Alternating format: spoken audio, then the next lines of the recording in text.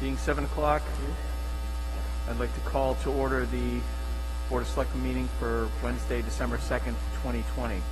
First order of business is public comment. Any public comment? Seeing none, we'll move on to review of minutes for November 18th, 2020 and November 24th, 2020. What's the pleasure of the board? Mr. Chairman, I move we approve the minutes as presented. Second. Motion made and seconded. Any discussion? Hearing none. All those in favor? Aye. Aye. Opposed? Thank you. Next, we have a fiscal year 2021 hearing for with the Board of Assessors to set the tax rate. Mr. Baird. Good evening. So in the interest of trying to move things along, I would prefer to just answer questions if there's something, rather than go through the whole presentation, as you fortunately had an opportunity to review it a couple days early, which is unique these days if you get it done early, but glad to have it done. Are there any questions that I can answer, or do you want me to go through anything specific?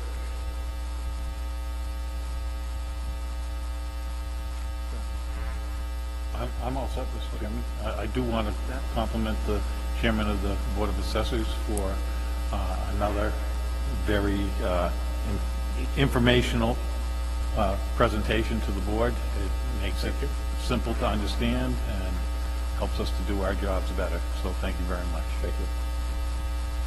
I guess just if you had an elevator summary of for people who are watching at home and haven't seen this before, what we're doing tonight and how we got here. Sure. So the purpose of the meeting is to determine if we're going to shift the burden of taxes from the residential side to the commercial, industrial, personal side. Historically, since it's been allowed since 1982, Clinton has been at the extreme shift, and then we've moved that down a bit, and then kind of went back up again when financial times were tough. About 3 years ago, Mr. Kerrigan and myself and several community leaders sat down and we kind of went through the whole process and determined what might be the best situation for the town, not only from taxes, but what generates businesses to come here and all the associated things that come from a tax base that's changing. And the decision was made by that committee to continue to reduce the tax shift from 1.75, where we had been at the highest level, and we started the committee, it was around 1.6 or 1.8. And we've continued to make that 2% shift down. We're currently at 1.52, anticipating that the board would likely consider moving along, since even with COVID, we're still financially solvent at the moment. It seems to make sense to continue that move that the committee had put together with the additional 2% reduction annually. In the packet, I did outline various scenarios. Staying where we are, moving at 2%, or going in any other direction. We can do those calculations if anyone's interested in knowing what they would be. But the purpose is basically to determine what burden of the taxes are paid by each group of property types, so commercial, industrial, personal, and residential. Thank you. This being a public hearing, is there anyone from the public who'd like to speak about this issue? Hearing none, no questions from the board. What's the pleasure?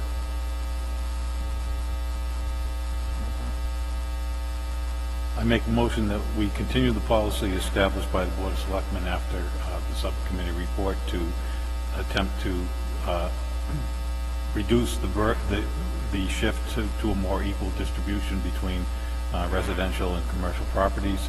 And my motion is to set the rate for this year at the split at 1.50. I'll second that motion.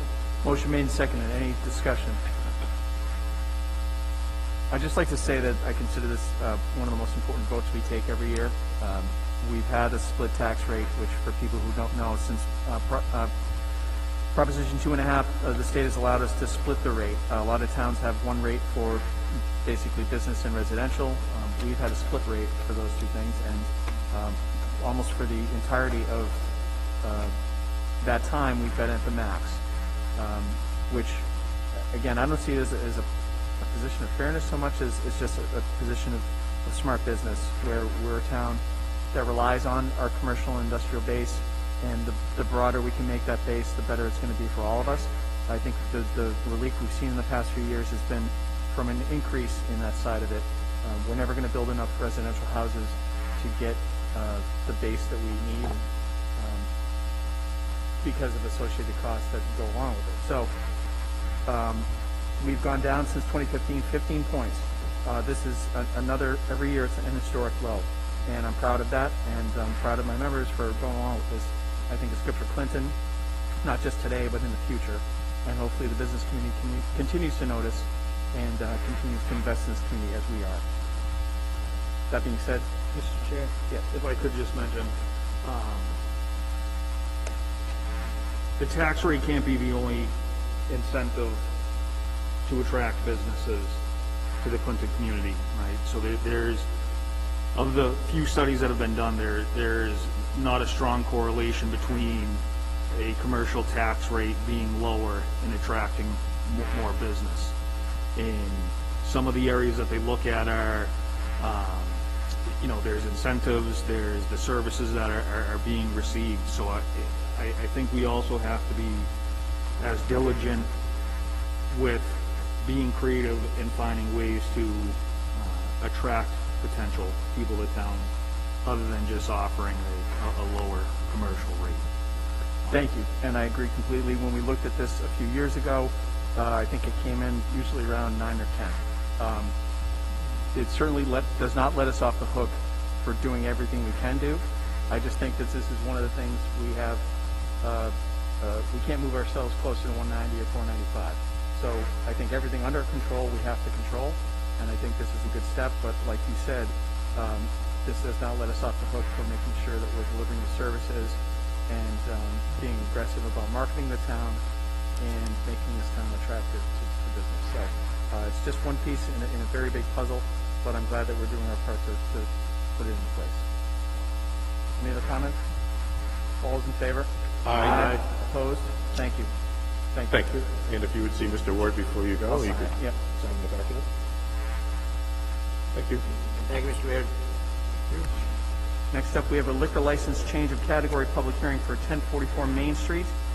We have received an application for a change of category from wine and malt to all alcoholic liquor license issued to 1044 Main Street LLC, doing business as Brothers Beer and Wine, to operate a package store on the premises located at 1044 Main Street in Clinton. Are the Mr. Chair? Yes. If I may, I believe we made the advertisement in the paper for 7:15, thinking with the classification that it, Oh. so we had we did the classification for 7, and then we did 7:15 as the legal notice for the hearing. So maybe just for 5 minutes, if the Board of Health maybe could be Sure. taken out of order. Out of order. Just to make sure we do it legally. any objections? Okay, we'll go to order. Board of Health.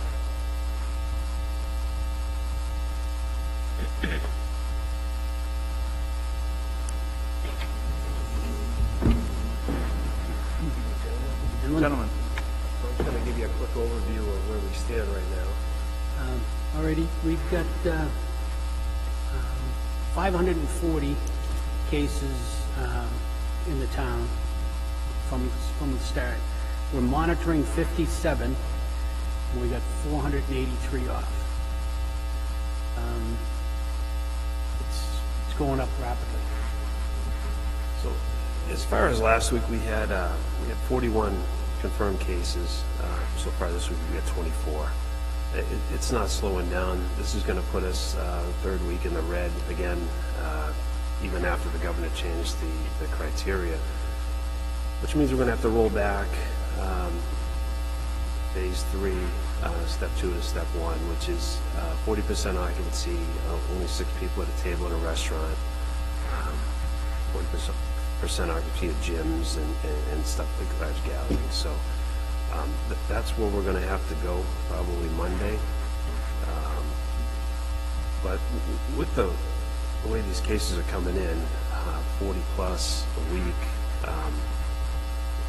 we had a close scare in the town hall itself. What we wanted to talk about tonight is possibly shutting down town buildings, or not shutting them down completely, but by appointment only, at least through the end of the year, so we can kind of get a handle on this and hopefully see some of these cases start to come down a little bit. We just wanted to get your thoughts on that. We're meeting on Monday night. That was one of the topics of discussion going forward. Any thoughts from the board? All town buildings? Public, yeah, public buildings. Okay. I personally don't have a problem with it. Yeah, I don't either. I think we're trending the way we feared we were going to be, and we still haven't seen whatever spike might come from Thanksgiving, which should be next week, the week after. So, we don't have a monopoly on this, but we're certainly not on the good side of things. So, I think for the safety of people who work here and for the people who come here, to dial it back a little bit might not be a bad idea. How does this impact the schools? They have some people still coming into the buildings, right? Yeah,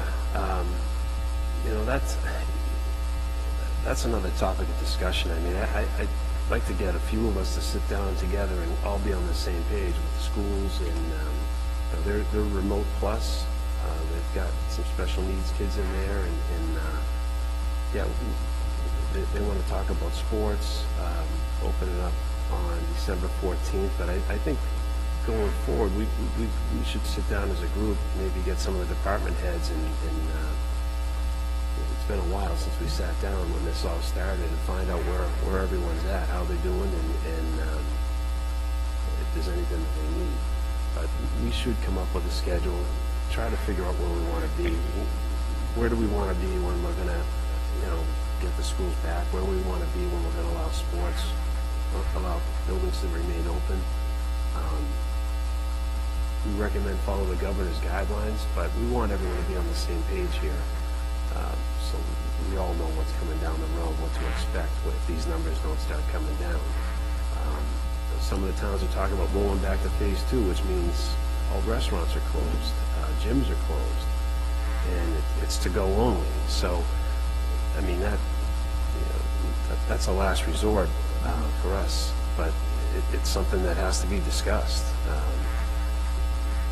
We just had a cluster down at the group home for Perkins. We had 9 people come out of that today, and the problem was nobody was notified. They had positive kids down there, and the company doing the testing wasn't reporting to the state. We found out through the fire department. They went in for an ambulance call, and they told them, be careful, there's some people with COVID here. We notify them all of the addresses where the cases are, and they called us the next day. Why didn't we know about this? And simple, we didn't know about it. So, I don't know if it's people letting their guard down or what, but I think we have some stuff to discuss and talk about, and hopefully all get on the same page.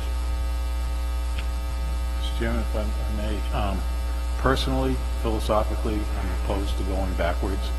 I know there's good cause to do it, and the bottom line, personally, I don't want to go backwards, but I feel a higher obligation to support the Board of Health and other community leaders in doing whatever they think is the best thing to do. So if the Board of Health wants to step back to part 1 of step 3, I support that.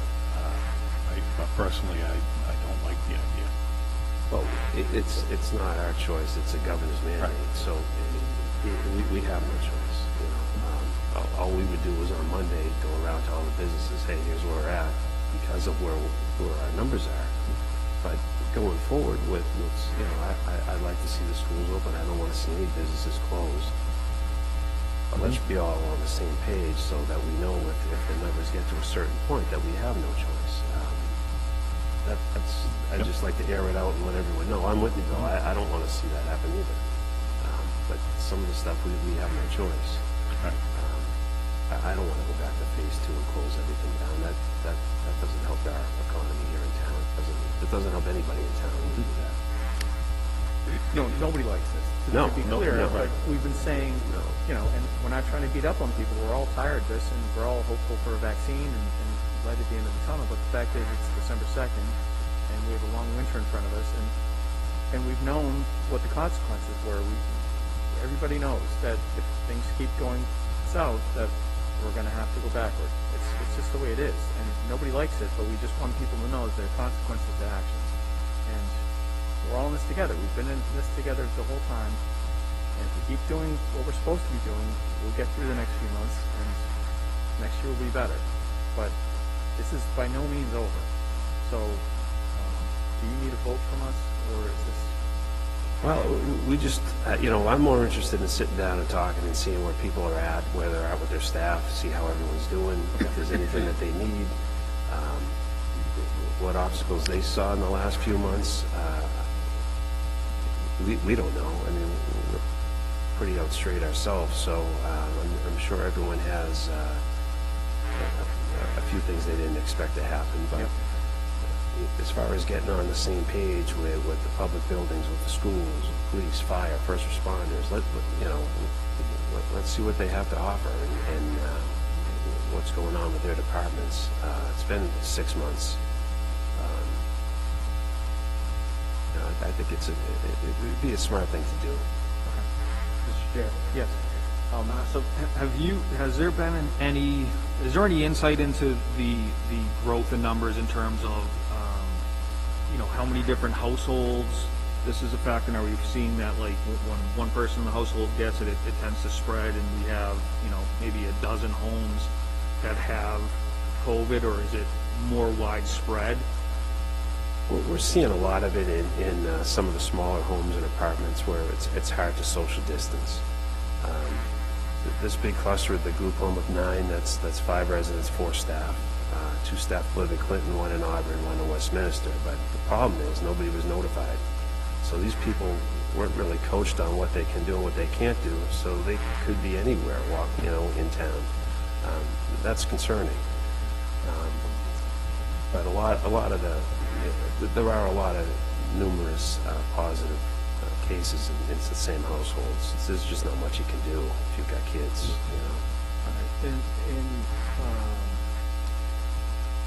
As far as the reporting, let me backtrack. So there seems to be some confusion, whether it's coming from the state down, where people are going to get tested, and then they're kind of resuming normal activity if they're not showing symptoms until the results come back. Correct. And then, has there been any clarification as to what's expected when someone gets tested, and how they should isolate, or because it seems to kind of... Well, if you're tested and you have symptoms, you're not supposed to go to work. You're supposed to quarantine till you get your results, and even for the 14 days after. If you're tested because you want to leave the state and you have no symptoms, just to have the paperwork, I mean, there could be a case for you to quarantine for 14 days there. So, I mean, there's some confusion in people think they feel good and they want to go somewhere, and they get tested, and they, go back to normal activities and they test positive because they're asymptomatic. So it's confusing. It is confusing, and frankly, the state's been, they've moved the goalposts a couple times on us. And the problem with something like this is that it's not a moving target, or it is a moving target. It's a virus that's changing. So the more we learn about it, the more we know about it. And that might mean that quarantine times go down, which I think they're saying today that maybe you can get it down to 14 to 10 or something. 7 to 10, yeah. Yeah, listen, we're all in this together. Nobody knows everything. So we're doing the best we can, and we're just asking people to do what's in your control. Just be smart and do the things that everybody's been saying to do, and we're going to do the best we can here. It's awful. It's awful for all of us, and trust me, nobody likes this. Whether you're at home or sitting here, this is not fun. So we'd all like to get through this safely without any more people getting sick, and everything we do is in that vein. Ed, did you have something? Yeah, just this motion, would it make sense for the motion if we exclude the schools from this, we're looking at closing the town buildings except for appointment only. And then would it make sense for this motion to exclude the schools from that and figure out some other plan for the schools at a later time? Because I know that, like Selectman Conley brought up during a little bit of the different situation, they do have some traffic at the schools right now, correct? Yeah, but I think the schools are locked anyway, so I mean, if town hall is open, so the school is open, we're just locking the doors and making it by appointment only. I don't see a reason to close the school. I mean, am I right, Matt? The doors are closed and nobody can come in, so it'd be the same. I definitely don't want to close the school. That's not our goal. Keep it going the way it is. There hasn't been any cases that we're aware of in the school in the last week or so. So I think Steve Myers is doing a great job with that, along with his staff. So I'm not in favor of closing the school. But I mean, we'd just like to sit down and talk and get up. All right. Mr. Chair, I'll make a motion that we close all town buildings with the exception of the schools. That's a separate entity will be dealt with a separate board, and Board of Health can deal with that separately. But all town buildings closed with the exception of appointment only. Is there a second? Second on motion. Motion made and second. Any discussion? Hearing none, all those in favor? Aye. Opposed? 4-1, thank you. I mean, the staff would still come in. It's just by appointment only. That's all. To be clear, it's not really closing the buildings, it's just trying to manage traffic a little better. Exactly. Just to make sure that, if there's a chance of exposure one way or another, that we're minimizing that. This level of service is not going to discontinue. Okay. It's just maybe putting a speed limit up. What else can we help you with? That's it. All right. Hang in there. Thank you. All right, for thank you, everything. gentlemen.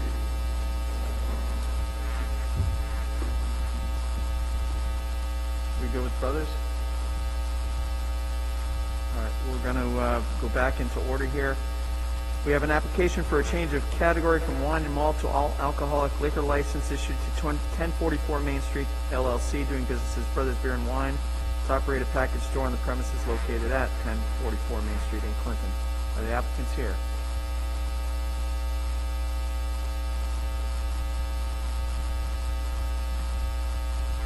Welcome. If you could just state your name and address for the record, please. Chirag Bhagat, 1044 Main Street, Clinton LLC. I'm here on Patel, one of the owners. Thanks. Why don't you just tell us what we're doing here? Yeah, so we have been in the business for since 2017 as a beer and wine convenience store. Now we filed the petition last year to get a full alcoholic liquor license into the property. Last year, the town was able to vote to accept the petition and go through the state formal process. My understanding is that the state has now approved the license to allow full liquor license at the 1044 Main Street. Now, we're here in front of the town to basically discuss the next steps and what we need to do from our end and what we need to provide from our end to help you guys. Thank you. This being a public hearing, is anyone here to speak in favor of this proposal? Please come forward. Can you just give her a little room? I don't know how you want to do this. You guys, if you just, I'm sorry, we can go one line. So, name and address for the record, please. Trina Reed, and I live at 58 Pearl in Clinton. I'm just the manager there, and I just give approval to this. It's been our business has been doing very well. We have a good customer base, and we're just looking forward to providing more to the community, especially with the small business and the business that you want to bring in. We're just trying to expand ours. Thank you very much. Thank you. Anyone else in favor of this proposal?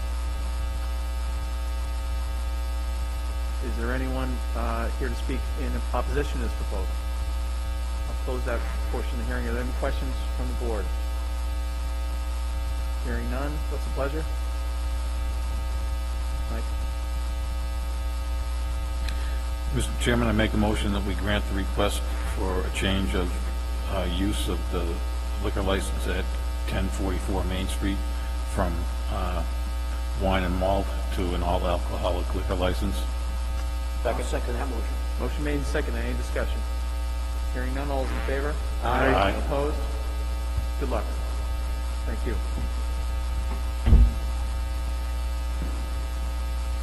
Next up, we have Community and Economic Development Director Phil Duffy is seeking approval of an amendment to increase the percentage of grant expenses for facade improvement projects from 75% to 100% of project costs under the grant awarded to the town of Clinton under the fiscal year 2017 Community Development Block Grant Program. Mr. Duffy, welcome. Mr. Chairman, members of the board, thank you for allowing me to appear for you tonight. Sean, what you read, it pretty much sums it up. I'm before you asking your authorization to request an amendment to the guidelines for our downtown facade improvement program. This program was funded in 2017. You may recall that earlier this year we moved about $100,000 out of that program and into business assistance, small business assistance. We have not been successful in finding people to consummate their projects with the program. We're on our 5th project, and our time is running out. And so what I'm asking you to authorize is an amendment to our guidelines, which would change the percentage contribution from the program to a project from 75% to 100%, subject to the same $90,000 maximum award. So effectively, if an award is under $90,000, the project would pay for it would pay for the entire project. If it is over $90,000, it is still constrained to a $90,000 maximum award. And then if it's over $130,000 effectively, it makes no difference because it would be under 25%. Other questions from the board? I'm just curious, so do you, I have to confess, I didn't know that we would go up to $90,000. What do you think? First off, the signs I've seen improved, can we get any credit for those? Like, is iTunes one of ours? Most of those are ours, and that's the sign component of the program, and that money is all gone and has been very successfully spent. And you may recall that you authorized us to use an additional $30,000 that we had in a supplemental sign program to direct some of that into the downtown. That continues, but that money was all spent. Yep. That's the sign component of the program. The facade component is more owners for the property owners, and so we have just we've had difficulty consummating some of these projects. We put 3 different projects out to bid, but we haven't been able to get them done. So. Any other questions? Pleasure of the board. Mr. Chair, I make a motion that we increase the percentage of the grant expenses for facade improvement from 75% to 100%. I'll second that motion. Motion made and seconded. Any discussion? Hearing none, all those in favor? Aye. Aye. Opposed? 5-0. Mr. Chairman, I want to be recorded as abstaining from that vote. Abstain. 4-0. Thank you. 401. Thank you, members. I just want to emphasize what you've granted. You've authorized me to submit that amendment request. Ultimately, DHCD will decide whether that request is granted or not. They may say no, but we're going to ask them. Thank you. Thank you. Moving on to a discussion of downtown parking with Chief Lavager. At our last meeting, we discussed downtown parking bans and enforcement, and in a recent meeting of the Sidewalk Snow Removal Subcommittee, we discussed some snow removal and enforcement issues, so we just want to make sure we're all on the same page. Welcome, Chief. Didn't hear you. Yep, sorry. At our last meeting, we talked about a potential downtown parking ban for the winter. And at our last snow removal subcommittee meeting, we also discussed some enforcement questions we had. So we just want to make sure we're all on the same page as far as going into the winter with parking and snow removal. I'll start with parking. Mr. Conley, I know you were most adamant about this. Do you want to lead out? Mr. Chairman, Chief, I've been interested in this issue for a long time. I've been an advocate for enhanced enforcement at the town lots and resident parking on High Street that would have a negative impact on citizen use for entering the businesses on High Street. The only way I can really observe what's going on is during the winter, when, you know, there's a snowstorm, and in the morning, 10 o'clock in the morning, there's cars covered with snow in Oxford Court and Walnut Street parking lot. It means those lots aren't available for people that want to do business downtown, and it means that residents are parking there overnight and longer, taking those spots for days at a time sometimes. So I'm interested in finding a way to get the residential parking off of High Street, off of Church Street, and definitely out of the municipal lots during the day when businesses need those spots in order to do business and thrive. Great. We've been checking the Oxford lot, as you know. We run the plates, and if they're not residents, if the residents are in the town lot at nighttime, we ticket them. We've been ticketing them. When we went over the parking plan, it was agreed upon at that time that we would change our old enforcement for the 2-hour parking on High Street was 8 to 5. We changed the hours from 8 to 8. So the people could park there at night if they so choose, and then they had to be out of there by 8 in the morning, because we could start the enforcement at 6 in the morning, and then they'd be violating the 2-hour parking at 8 o'clock. And that way we felt it wouldn't be hurting the businesses, because they weren't really starting, the parking isn't needed till after 8. And we've been, we were pretty consistent there when the plan came out, and it appeared there was plenty of parking down there on High Street. Now it's a mess right now, so we haven't been down there. We can go down there. I mean, we can still enforce the 2-hour parking. It's hard to judge if they've been in the same spot without the lines and everything right now. But the answer is just consistent parking enforcement. I was having each shift go down there and do 2-hour parking at different times during the day before, and it was working real well. And we just have to make sure that they're down there for the 2 hours doing the parking enforcement. And the business people like to see the officer on the beat anyway, so it's just a good idea to be down there doing it, and at least take a small section of the street and write down the plates and go back a couple hours later and make sure. And they're not rigid. They're not right there on the second in 2 hours, but 2 hours and 15 minutes. They give them a ticket, and it was working well.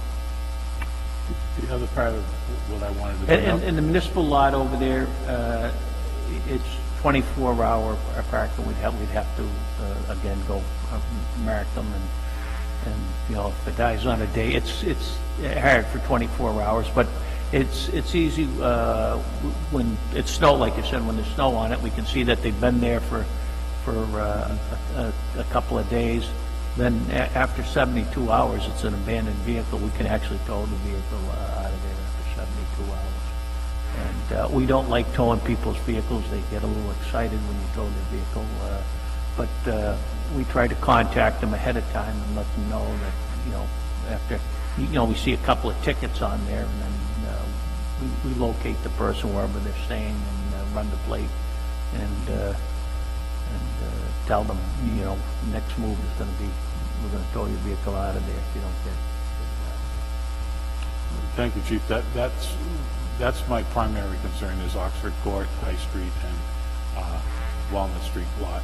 And the only way I can ever observe it is during the winter, because I'm not getting out chalking tires and coming back 24 hours later. But there is still an abuse of the parking that's much better. I go by Oxford Court sometimes, and the lot's wide open, and anyone that wanted to park there would be able to find a spot.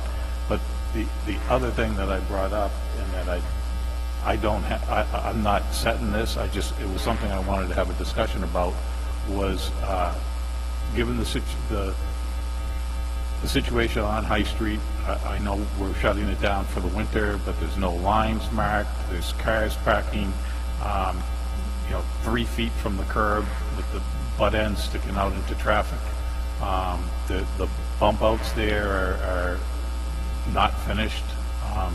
I was wondering if we could consider overnight parking ban, even if it were just between the hours of 2 and 4 a.m. on High Street. And I don't know what the negative consequences of doing that would be, but I wanted to at least have a discussion about it. And I can see Mr. Duffy's in the background waving his hands, but I wanted to hear from you how you felt about that. Well, it's no problem for us to write the tickets between 2 and 4 if they're parking, if you think it'll make the situation better. I mean, I guess it was, so what did we thought that there was no harm in letting them park there if there wasn't going to be any snow, and of course if there's snow, then they get towed. Well, we're part of our conversation is about enforcing the snow removal on businesses and residences, and it would help facilitate clearing High Street after a storm if there weren't 25 cars parked up and down randomly on High Street by tenants in those buildings.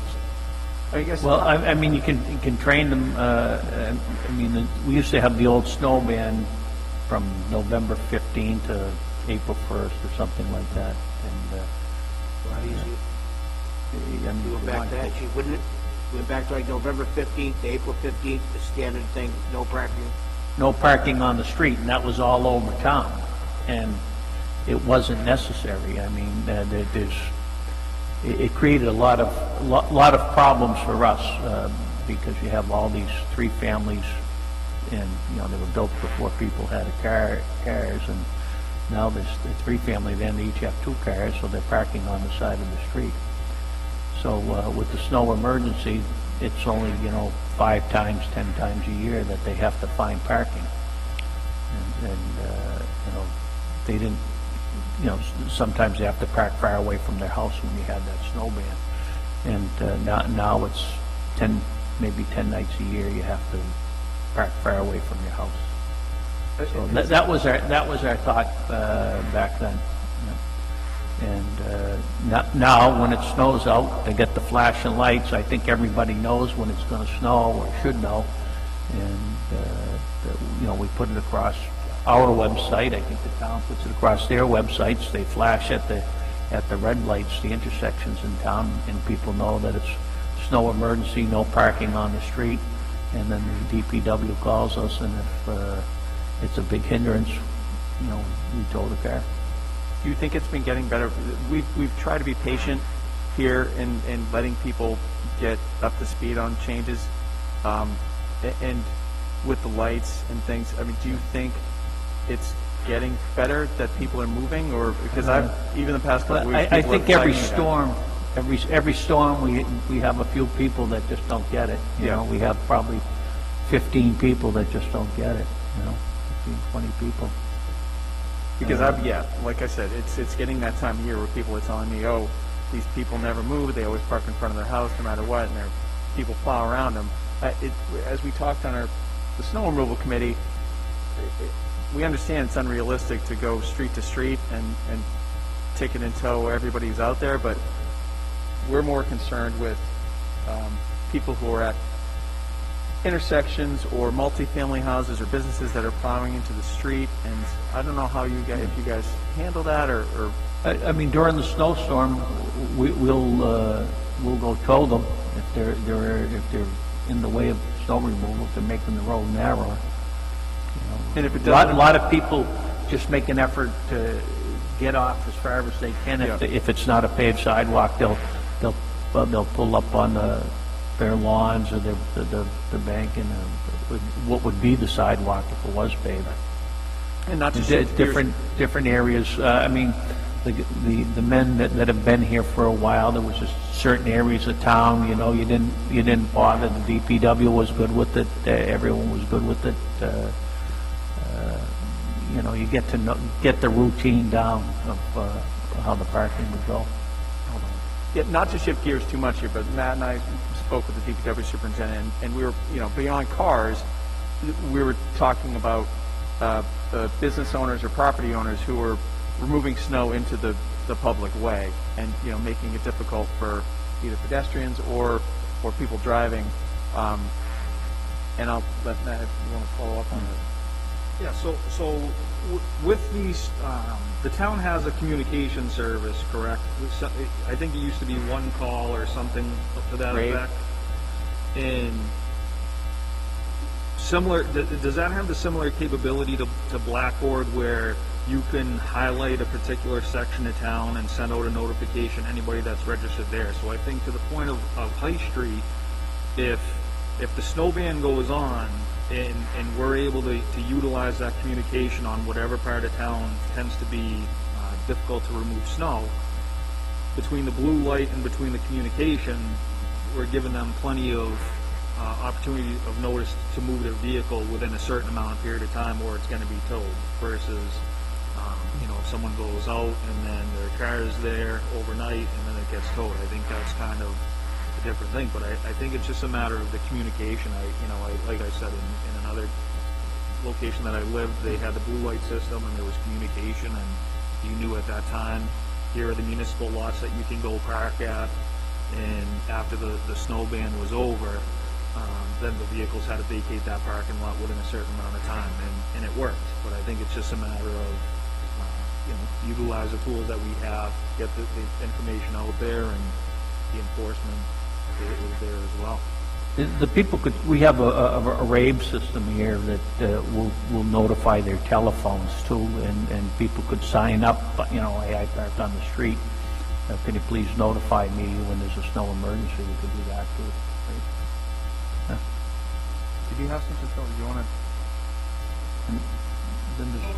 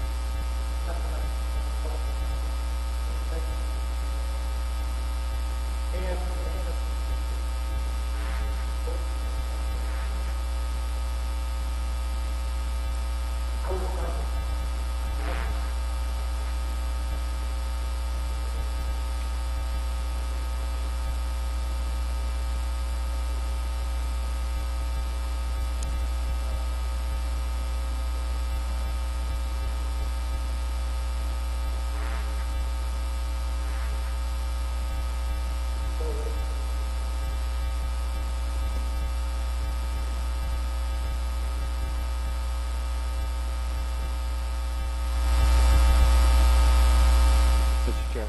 Yes. Just want to remind everyone, snow or no snow, the reason that we're looking at doing this initiative is to ensure that the people that are parking on High Street are using it for the businesses that are on High Street. And the reason that Selectman Conley was bringing up a discussion about a parking ban is because there is no business on High Street that's open at 2 o'clock in the morning. So I understand the concern about snow, but even if we take snow out of the equation, the main reason for having an overnight, a parking ban from 2 to 6 or whatever it is we decide that it would be, is it would more easily expose people who are parking on High Street as residents, and because there's nobody that's going to be parking on High Street at 3 o'clock in the morning that's going to any of the businesses on High Street. Well, to play devil's advocate, if we're not using that spot for businesses between 2 and 6, would it be that bad if a resident used it, if they're out by 6? I mean, if I have a parking spot, I want it used. Like, I don't care who's using it as long as, if it's not being used by a business at a certain time, I wouldn't mind. I don't know, Mr. Duffy can hold me on best practice here, but I certainly don't want a resident parking there during business hours, whether that's daytime or if someone's looking to go to the Strand. But if it's an overnight thing and we're giving some relief to people who don't have parking in the back. I don't know why that's a bad thing. I don't.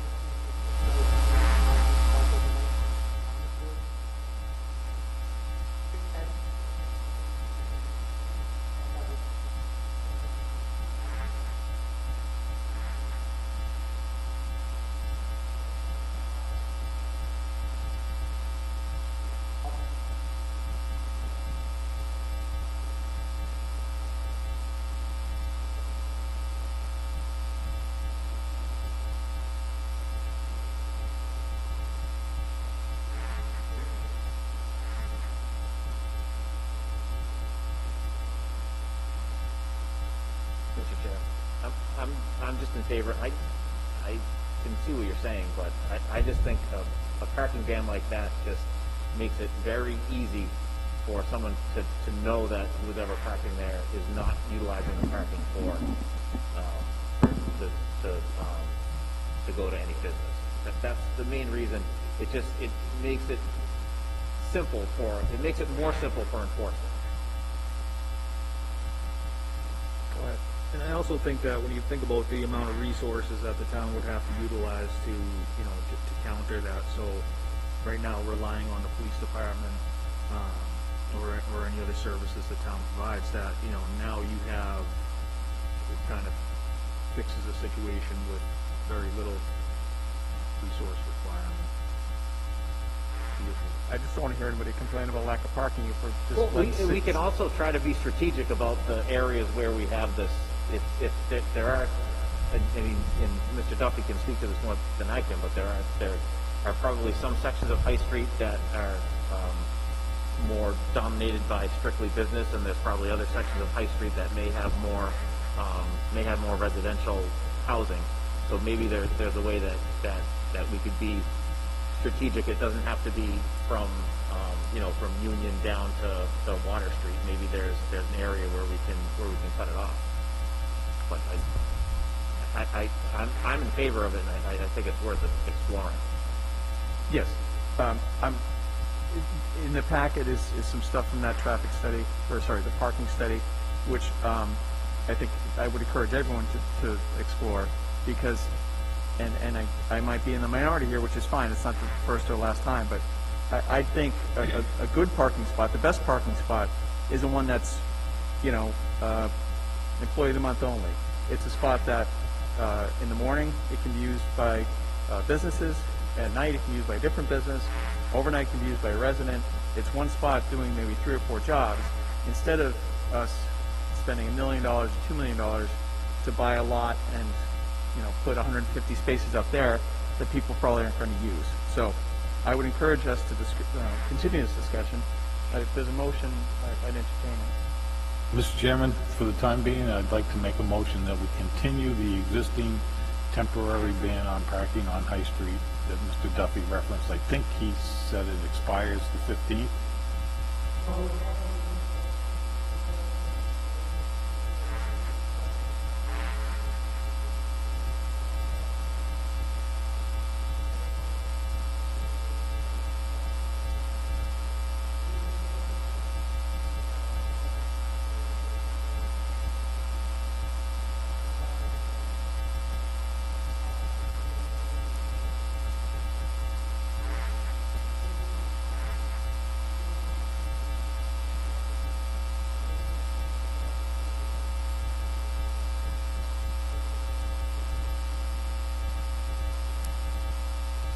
Mr. Chairman, I make the motion. When's the project going to be done?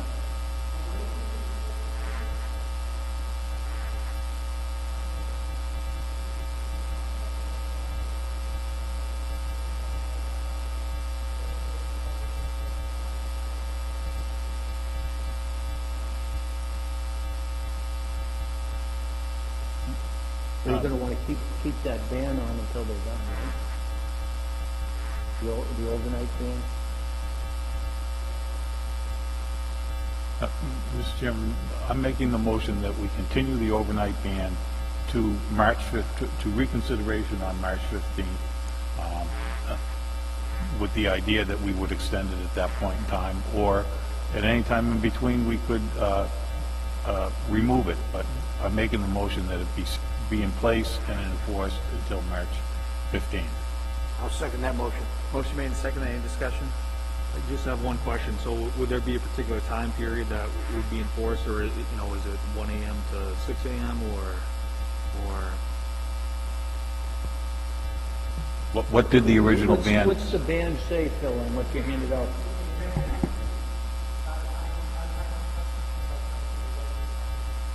It's 2-hour ban around the clock, right? Okay.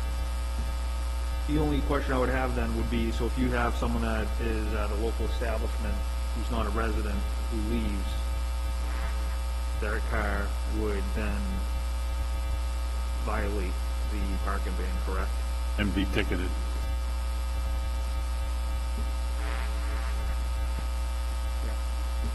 Mr. Duff, do you think signage is going to be a problem, or are we okay with this? Signage, do you think signage would be an issue, or?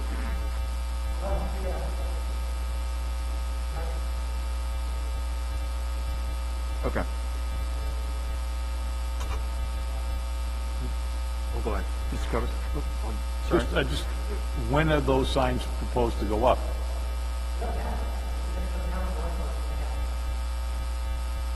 Oh, the old light posts.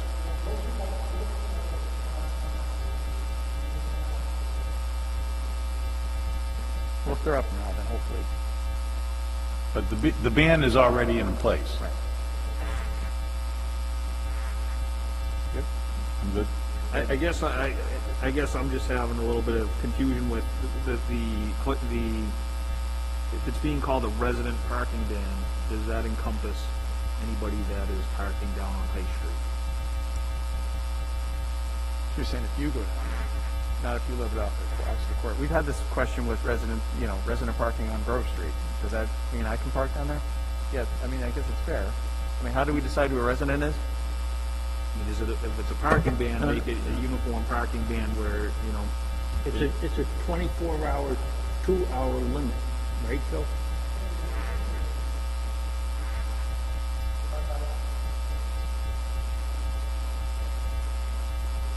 Okay.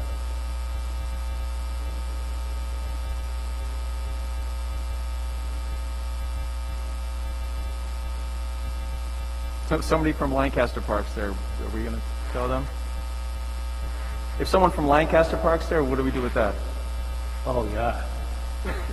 1 hour. They don't get 2 hours.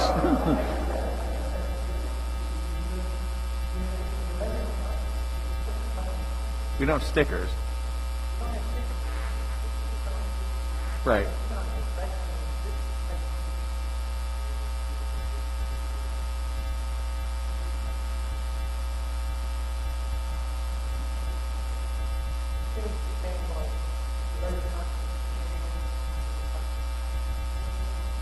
Yeah.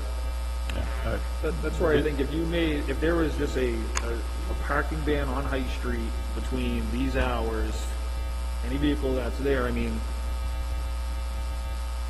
ticket or tow. Mr. Chairman, I want to withdraw the motion that I made and continue this discussion at our next meeting, because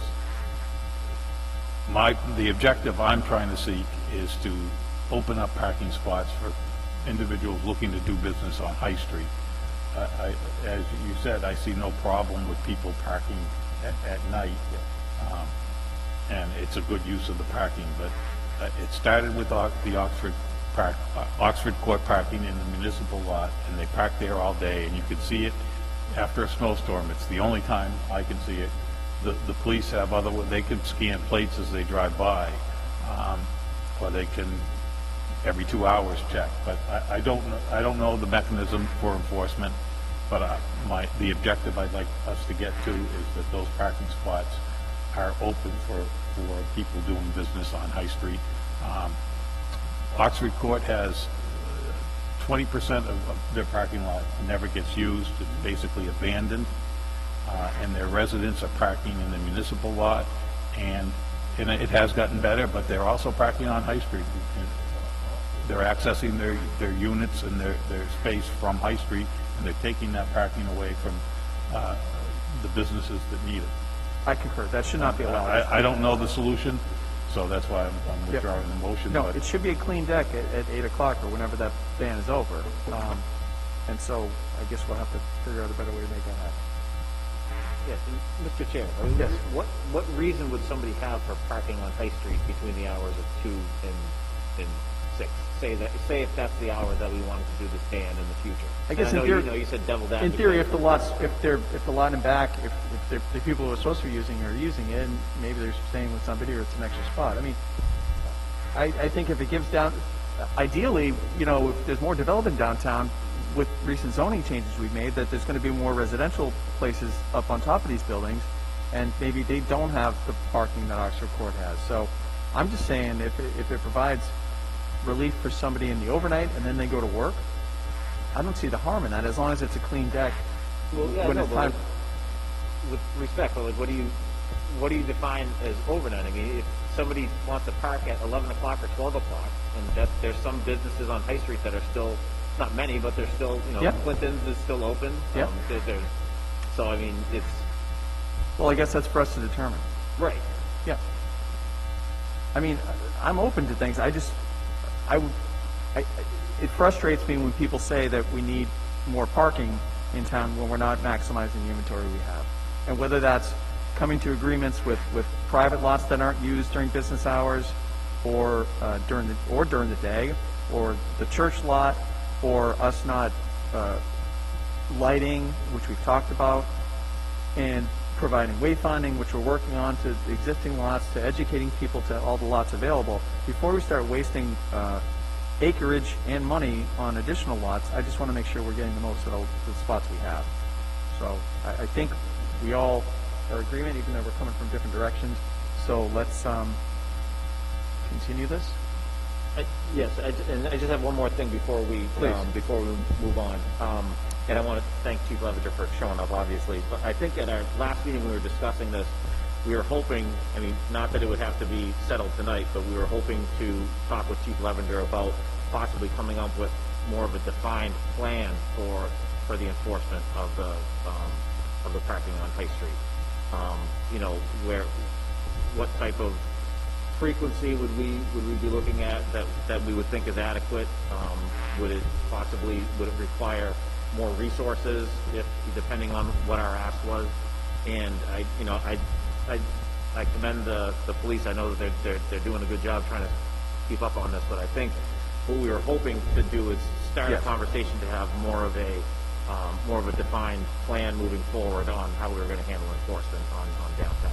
Chief, looking forward, taking COVID and the downtown project out of it, so you were back to what you were with officers getting out of cars and doing what you were doing. Do you think that you guys have what you need to do what we need, or we talked about meter maids before. I know, like, if we just want to make sure that if we're looking in a different direction, we either addressed it through collective bargaining or considered all our options. I mean, we've discussed, it's come up a couple of times while we were discussing the parking plan of a parking enforcement officer. Right. I mean, that's something that would have to be discussed with the union, because it'd be a change.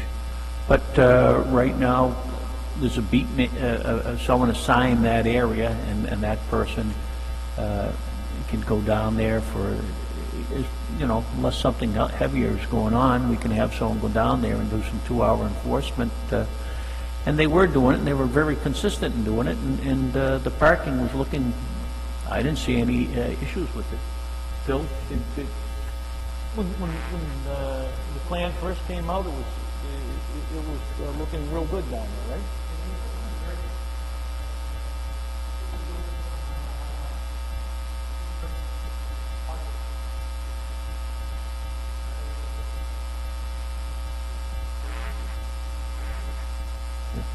It's got to be consistent, you know?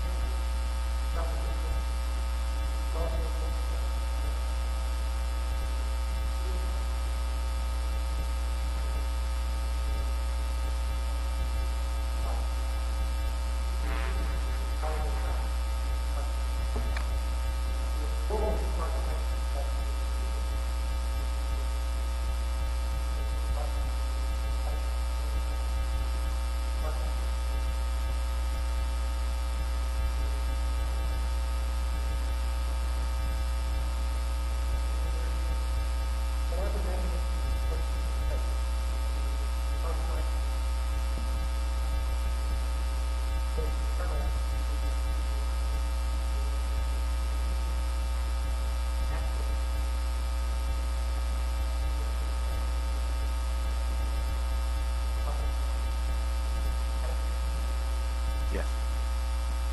Yeah, I would encourage everyone to, the part of the parking study included in there has some, you know, they're very different ideas than we're doing now, but I would encourage everybody to look at them because it includes everything from, like Mr. Duffy said, to meters, from meters to stickers, to maybe coming up with the downtown district where we're taking money raised by parking fees into improving the district, to hiring a traffic control officer or looking at things. I'm not advocating any of this stuff, but you know, if we're not getting the satisfaction out of what we have, then I think we owe it to everybody to consider all our options. Yeah, that's fine. I mean, maybe, I think we've discussed this enough. We can probably move on to something else. Maybe. How do we want to go forward on this? I mean, do we want to keep talking with the big board, or do we want to break off to have a subcommittee relook at this? Because I think Bill's the only one who was on here when the keep saying traffic. It's a parking study when it came out the first time. So I'm just looking for some type of a plan. And like I said, it doesn't have to be tonight, it doesn't have to be in the next couple of weeks. It could go to whatever subcommittee it has to go to get approved, but it's something that just spells out the frequency, either per week, per month, that we're willing to devote to parking enforcement. And it doesn't have to be consistent. It can be infrequent as long as there's the threat of the enforcement is there to the people that are considering parking there. So if it's, you know, if it's 3 hours a week, or if it's we do it on this week and then we don't do it for 2 weeks and we do it on third week, whatever it is, I don't care. But I just would like to have some sort of a initial plan on how we're going to go about using resources to do parking enforcement. And I don't have any strong feelings on how much time should be devoted or who should do it or whatever, but I do feel strongly that we should have some type of a plan agreed upon by whatever subcommittee that is appropriate to deal with it, or if we feel that it's in our purview to discuss it at the Board of Selectmen. okay, yeah. So, just to try to keep things simple, I think the direction that Bill was heading in originally, along with the information we had about the construction-related parking ban that's down there, I think just making a uniform parking ban between the hours of 1 a.m. and 6 a.m. until March 15th at least helps to accomplish keeping the spaces open, you know, earlier in the day, and it also helps to address the overnight issue with any snow-related conditions. So I think, you know, That's the law, that's not the enforcement of the law. I said that's not the enforcement of that. We're talking about two different things. Selectman Conley is proposing, or talking about which I'm in favor of, a parking ban from, say, 2 a.m. to 6 a.m., which I'm in favor of doing, but I'm saying that's just, so now that's the law, and what I'm asking about for the parking enforcement in general is what's the plan to enforce that? See what I mean? Chairman, I'm interested in a little more comprehensive advisory from the chief of police and anyone else that might be interested in this. And my initial intent when I presented this earlier tonight doesn't satisfy what my real objective was. So I would like to ask the board to put off making any decision tonight until at least our next meeting on how we're going to move forward with this. I think that we could get an officer down there in the morning for 3 hours and then the afternoon for 3 hours, 7 days a week. But how can, I mean, there's going to be days when we're going to be transporting prisoners. We may have to be taking, you know, someone to a clinic or something like that, and we're going to have to, there's going to be other things that they have to do, you know, something in progress. 100%, and not to interrupt you, but I 100% agree with you.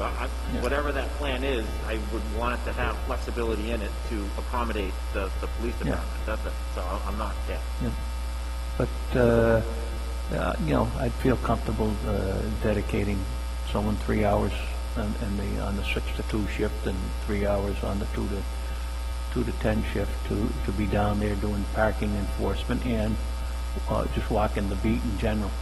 Yep. Thank you. Anything else, guys? Nope. Thank you, Chief. Thank you, Chief. Thank you. There's no administrative business tonight. We'll go on to old and new business. First up, facilities, sorry. Yeah, the town administrator is seeking 2 representatives from the Board of Selectmen to serve on a search committee for the Director of Facilities and Grounds position. The search committee will begin review of applications next week. I know Mr. Kobus has expressed interest in this. Anybody else? I will take that. I know I've talked to my counterpart on the school committee, and I believe we discussed a member of the personnel board for helping on this, so we should be good to go. Mr. Ward, remind me, we've received applications for this position already?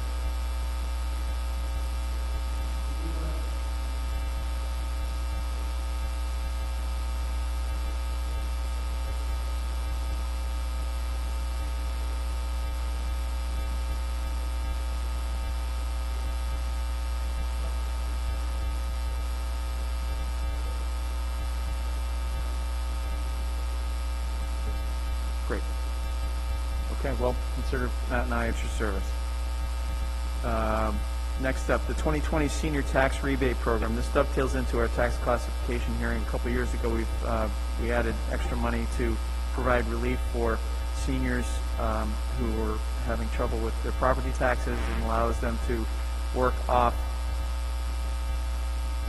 Your mic's not on. Your mic's not on. Just repeat. Sorry, just put it on. Yep. Allows them to work off a percentage of their, a portion of their property tax bill. This year, of course, being an extraordinary year, there were 4 eligible applicants for the Senior Tax Rebate Program that were not able to be placed due to closures and restrictions in municipal buildings from the pandemic. We are looking to provide the town administrator some guidance in how or if we should provide a benefit to these people. Do you want to fill us in a little more on this, Michael? Yeah, just to follow up, I mean, it's something, if the board is in favor, that we could want to pursue, something we could pursue, maybe speak with town solicitor and see what we can do with it. But I think we just feel badly that we're, these 4 applicants, some were able to get placed because they were in kind of some reoccurring offices, but a lot of the applicants usually go to the schools or the library, and both of those facilities were closed or limited for most of that time. So there were 4 people that didn't get a placement, and they were eligible for the program, and they wanted to work, they want the benefit, we just didn't have anywhere to put them. So I feel bad, it wasn't through their fault, it was, through our end of not finding a placement for them because of the pandemic. So if, just for this one time, if the board was in favor, we could see if there was a mechanism to still allow them to take advantage of that benefit. It's a pleasure of the board. Personally, Mr. Chairman, I'd like to have an advisory or an opinion from town council on the legal mechanism for accomplishing something like that, because isn't the work a requirement of the program? Generally, it was set up for the town to get volunteer hours. It was kind of volunteer hours, so you could get service from people. And so it wasn't just a straight grant. It was the town getting a benefit from it. That was the premise that it was set up for. But whether that, again, through a lot of different things are getting amended or changed because of the pandemic, that if this is one of them, this is, I think, a legitimate situation that there should be some consideration given. I'd like to be sure that it's legally appropriate for us to consider something like that, and I'd also encourage maybe looking at an alternative service that those 4 people could provide to the town, if in fact it's a actual requirement that they provide service. Okay, thank you. We can do this at our next meeting. We have time for that. Just to, again, to dovetail on that, as far as property tax relief goes, if you are having problems and you think you're entitled to some kind of relief, the Board of Assessors does have relief for veterans and I believe certain categories of disabled. So please don't hesitate to reach out to the Board of Assessors. There are some programs out there to help people if you're having trouble. Any other old and new business, Mr. Kovas? Mr. Chair, I just wanted to touch upon the FY 2015 Article 25 that had $25,000 from free cash expended for the removal of the bump outs on High Street. When I was looking at the plans, it appears that the bump outs are still included in the current project down High Street. So I was just looking for clarification on how we went from removing the bump outs to why the bump outs are still in existence. I think, Mr. Chairman, if I could, I know Mr. Duffy just left, but he probably would have been a good person to address this. There was some concern about the bump outs in the past. They weren't taken out. There was money put there in the event that there was a decision to take them out. I think Phil had mentioned that under this program, some of them are coming out, not all of them. They're not all coming out, but some are coming out. And hopefully with the appropriation that there's enough money to do the project. But if there was a need for additional funds, I think the question was out there, could that money be used towards that portion of the project of removing the bump outs? Because I think they're on both sides now and they're going to be only on one side going forward. So could that theoretically be the money to take out those bump outs on the other side, if there was a need for funding for the project? Hopefully, again, we got a good price on the bid. That doesn't say what the change orders might be and what the final cost will be, but the initial bid was a good bid. So hopefully that money wouldn't be needed, but I think the question was, can we use it if we had to towards that piece of the project? So that's, I think, again, if Phil was here, he could probably speak to it better, but I know that was just a conversation Phil had with me, but he doesn't have the need right now, but if he did, is that something we could pursue? So I said, well, we'll see how it goes, and then we'll cross that bridge when we get to it. Yeah, Mr. Chair. Yeah. I mean, so this was an article that was voted at, in what year was it, 2015? FY 15 was the article, yeah. So I assume in the I mean, because we need some bump out, you need the bump outs at the crosswalks, obviously, because people need to be able to go out and see if traffic is coming. So I don't know how that article is worded, but I'm assuming it's in reference to kind of like the loading dock bump outs that are currently right now in front of like The wording's pretty general, if I recall. the wording in the article is very general. Yeah, I think it's Just the says removal of 25,000. bump outs on High Street. Right. We obviously can't remove the bump outs that we're legally obligated to have. So I'm pretty sure the ones for the crosswalks, we don't have a choice with. But if they are in reference to those loading dock bump outs, I kind of agree. It's weird if there was a town meeting and an article and a vote to remove bump outs in 2015, then it just seems odd to me that we would move forward with a new plan that would have bump outs in them currently. So I share a little bit of confusion in light of this article. Not to put any pressure on you, Mr. Conley, but do you have any recollection of why this didn't happen? I wasn't. No specific recollection of the article or its purpose, but town council or the administrator can correct me, but an article at town meeting is just an authorization to spend money if the town, in its wisdom, chooses to pursue whatever project was listed.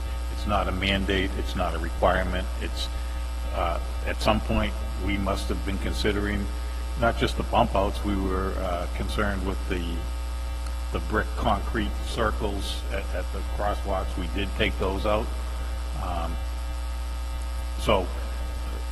And it was on us.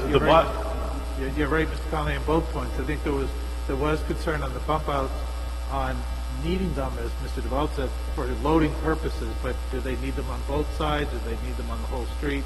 So I think there was some talk about removing one side of the bump out, but everybody wanted the other side to be removed first.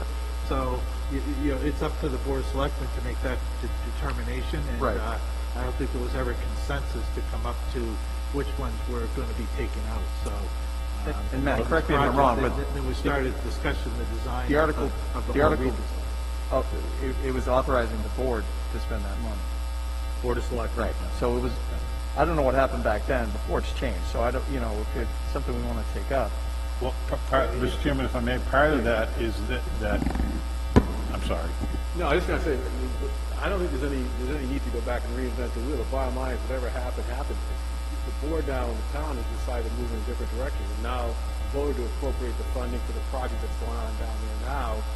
If it's gonna relieve some bump outs, then that's the latest authority that the board has, and the town has given. The town voted to appropriate the money, so the fact that you voted to take those out back in 2015, but you never moved forward with it, okay, but action's been taken since then that really trumps that vote anyway. I mean, that's my initial reaction to this hearing. I have to go back and look, but I don't think there's any need to even go back and find out why it wasn't done. The bottom line is the board and the town has moved in a different direction where you're doing a full project down there that includes certain bump outs and removes others. And Mr. Chairman, if I may, that may be part of the reason why that particular project was never pursued, because we were developing plans for the major reconstruction of High Street.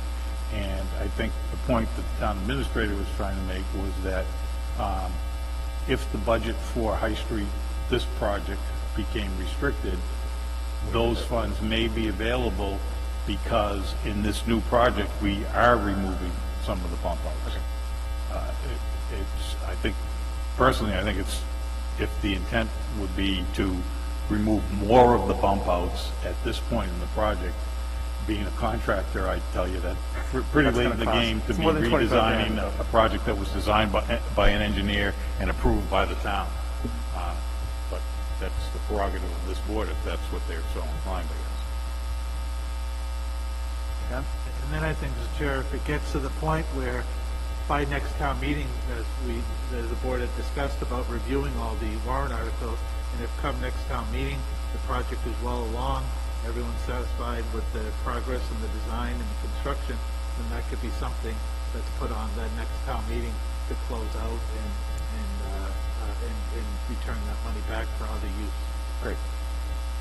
I will say at a meeting, one of my first meetings where we were discussing the layout, I was very much against the bump outs, but I was the minority, and I was shouted down by everyone. So I think my question is answered. So if the money was appropriated, if for the Board of Selectmen to use, if they did decide They had their to go to the bump chance. out, Right. yeah, we did have a discussion about that, a little over a year ago, specifically on the bump outs, and the board did decide that they didn't, as much as I didn't want to agree with it, but that is what we decided.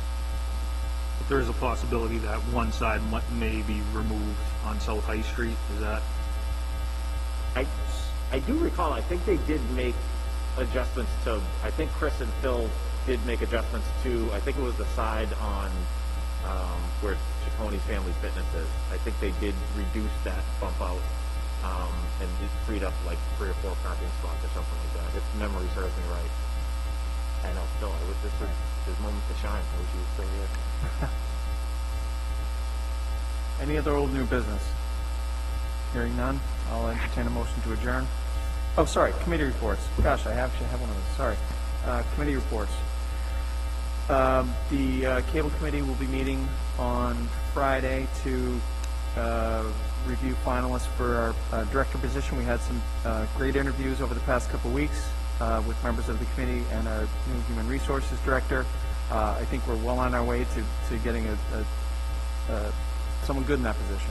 We had I'm very happy with a couple of the interviews. So we'll be narrowing that list down and hopefully making an offer before the end of the year. We met on our snow removal committee, just continuing that discussion. And again, it's a frustrating issue because there are a lot of streets in town, and getting to all of them is not always easy, even though a lot of people consider their street the most, I think everybody considers their street the most important in town, and we want to make sure that everybody's getting the same relief as everybody else, but it's something we're working on. The big things we're going to try and focus on this season is making sure that those multifamily developments and businesses are not impeding snow removal or pedestrian way or vehicular way for that reason, and we're just going to have to figure out a way to do that. Feel free to add in. And the superintendent of DPW had mentioned that they were going to assist with removing snow on the High Street sidewalks. If there's any significant accumulation, they'd come in and remove it so that way it wouldn't impede foot traffic during the winter and keep that road as wide as possible.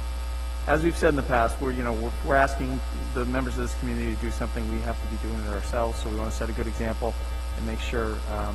Last year was a marked improvement with the addition of the facilities department, and I trust that it will continue this year. We had a mild winter last year, but as Matt said, it's our continued hope to make sure if business owners are getting snow from their doorstep to the curb, the least we can do is get it out of the way so people can get from their cars to their businesses. So that's another point of emphasis. Thanks for reminding me. Any other committee reports? Now, hearing none, I'll accept a motion to adjourn. Motion to adjourn. Seconded. Made and seconded. Any discussion? All those in favor? Aye. Next meeting is 16th. Thank you. Good night.